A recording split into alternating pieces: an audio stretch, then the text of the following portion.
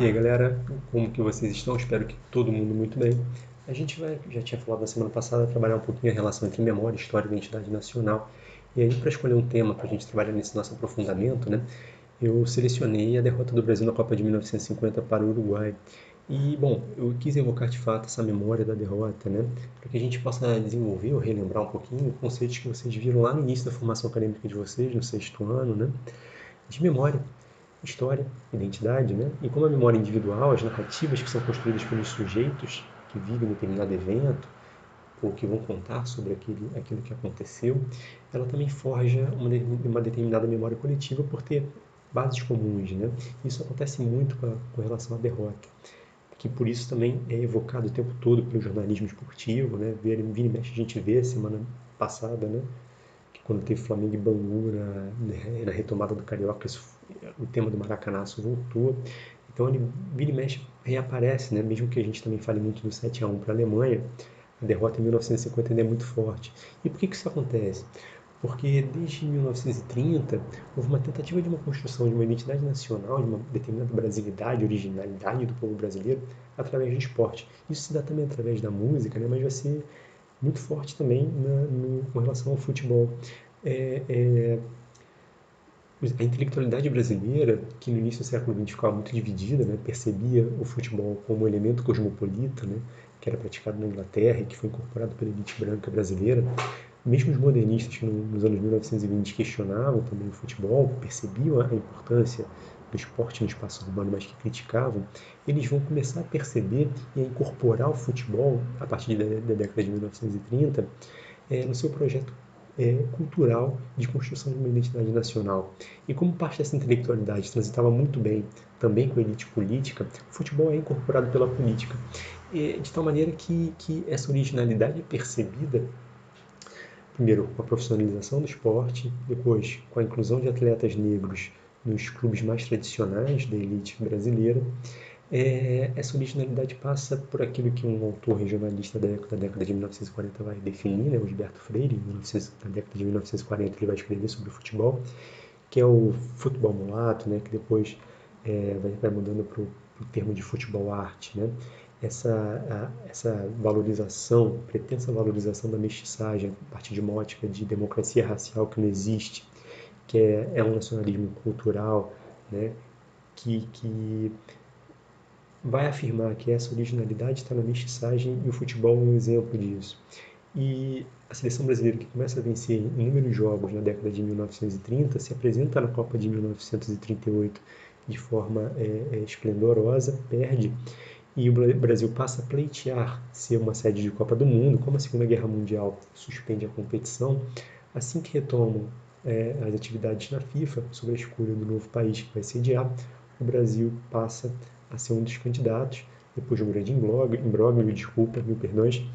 Em 1946 o Brasil foi definido como sede, a Copa seria em 1949, mas por conta dessas disputas e brigas internas, a Copa foi adiada para 1950, depois em 1954 seria na Suíça e em 1958 na Suécia. É aí que está a chave de uma parte de uma briga.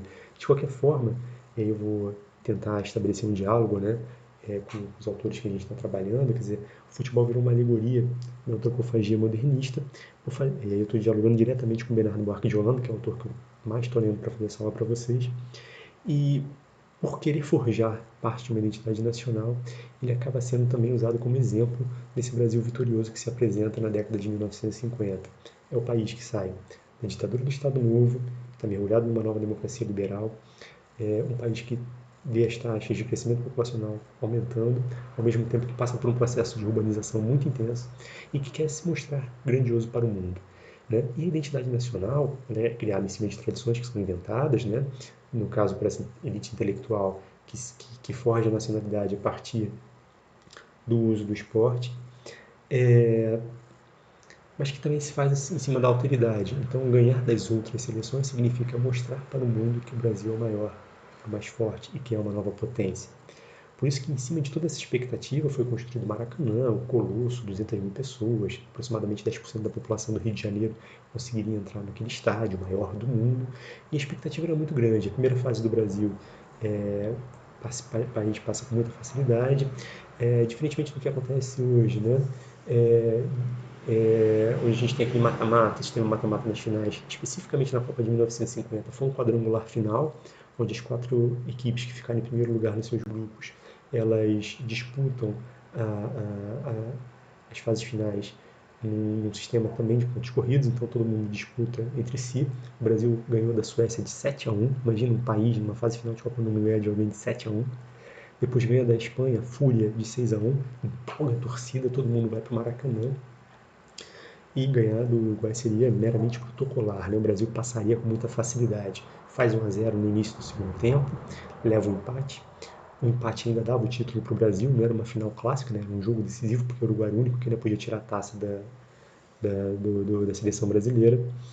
Faltando 11 minutos para o fim, o Didier toma a bola, em ponta direita, ele entra pela direita, o marcador lateral esquerdo não consegue pará-lo, ele vê uma brecha, ele tinha a possibilidade de tocar para o atacante que entraria de frente, ele vê uma brecha entre o gol do Barbosa e a trave, chuta, faz o gol, faz o 2-1. O Brasil tenta reagir, não consegue, e aquela derrota silencia o Maracanã. O rádio transmitiu ao vivo, né? A imagem vai ser só nos cinejornais, e as narrativas começam a ser construídas sobre aquela derrota, que vira uma derrota do país. E a narrativa visual, ela tem uma força muito grande nisso, né? Como eu falei, ela passa nos telejornais e ela foi feita por um sujeito muito novo, ele tinha 15 anos, era o Milton Ferreira, ele era um auxiliar de cinegrafista, ele não estava escalado para o jogo, mas não tinha ninguém para ficar atrás do gol do Barbosa, todo mundo queria ficar atrás do gol uruguai, porque o Brasil ia golear.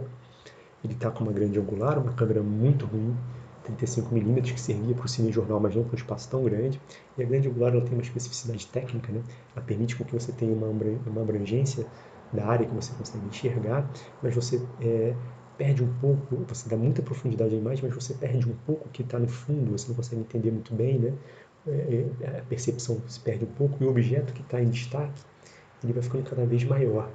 E aí ele diz no seu relato, por isso que eu escolhi o relato, porque é a construção da narrativa visual, que é parte também da memória coletiva da gente, a imagem da derrota é a imagem do gol do Didier, é essa, né? Ele diz que percebe que o Didier está vindo, que o combatente, o lateral esquerdo, não consegue mais alcançá-lo, e ele vai acompanhando a bola, e a gente vê o chute, ele, claro, filma a bola vai entrando, passa pelo Barbosa e aparece a imagem do Barbosa desolado. E essa imagem é que existe e é evocado o tempo todo. A gente não tem a imagem do jogo, a gente tem a imagem do gol, a gente tem um enquadramento que o Milton Ferreira, que o tempo todo eu estou chamando de Milton Teixeira, mil perdões, que ele faz, um jovem que tinha mais ou menos a idade de vocês, e que vira testemunho ocular daquela história, né? E ele documenta. Mas é bom perceber que, assim como a identidade é uma construção, uma invenção, isso também se dá com esses artefatos audiovisuais, no caso aqui, mais o visual. E aí eu vou passar para vocês a cena, né, do Milton Ferreira, filmada pelo Milton Ferreira, que ficou gravada para a posteridade como um testemunho lá daquela história. Corre, Guidia! Aproxima-se do gol do Brasil e atira! Gol! Gol do Uruguai! Guidia! Bom, aqui ficou na prática, no final fica essa imagem, né? O Didier entrando, a gente nem percebe mais o marcador, e o Barbosa muito desolado. Isso também é o que atinge diretamente a vida dos indivíduos envolvidos, né? Eu coloquei como documento para vocês uma entrevista feita pelo Milton Ferreira, e ele fala que ali foi o batismo de fogo dele.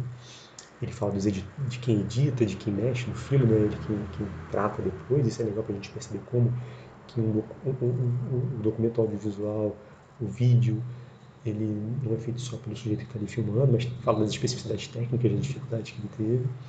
Mas ele fala que ele temeu, que chorava quando viu o gol. É claro que ele já está também misturando com as outras memórias do que ele viu, porque o Brasil podia reagir até aquele momento no jogo. Mas ele fala, eu pensei que as pessoas fossem achar que eu não era um patriota. Isso é muito forte, né? Porque marca a vida dele. E eu escolhi um documentário premiadíssimo de 1988, que é o Barbosa, e é um curta, né? É um curta-metragem, e que tem elementos ficcionais, mas que tem também entrevistas do Barbosa falando sobre a dor que ele teve que carregar ao longo da vida, porque ele foi considerado culpado, né? Por conta do racismo estrutural brasileiro, né? E por isso que eu falei que a democracia racial é uma grande falsidade, não existe, né? É uma grande mentira. Vai marcar o Barbosa e considerá-lo o vilão daquela derrota. E o Barbosa carregou isso, era um grande goleiro que carrega isso ao longo de toda a sua vida. E nesse documentário, que tem elementos ficcionais, um sujeito ele tenta voltar ao passado e para tentar ajudar o Barbosa a defender a bola. Eu não vou contar o que acontece no final, mas é legal vocês perceberem a questão da temporalidade, do tempo, dele levar um cinegrafista para tentar registrar o fato dele conseguir defender a bola. E isso é importante porque a imagem do filme do Milton Ferreira, que também está nesse curta, né? É o que fica, é parte da memória coletiva e que dá voz ao Barbosa, que durante muitos anos ficou silenciado, né? Ele morre com a dor de ser considerado culpado, ele vai ser sempre apontado, e essa é a marca do nosso racismo, né? Eu até coloquei uma reportagem sobre o jurista e filósofo, professor Silvio Almeida, que fala sobre o pai dele, que foi goleiro do Corinthians na década de 1960, e que sofreu com racismo também no futebol, né? E que tinha o apelido de Barbosa, né? E que é o estigma do goleiro negro, né?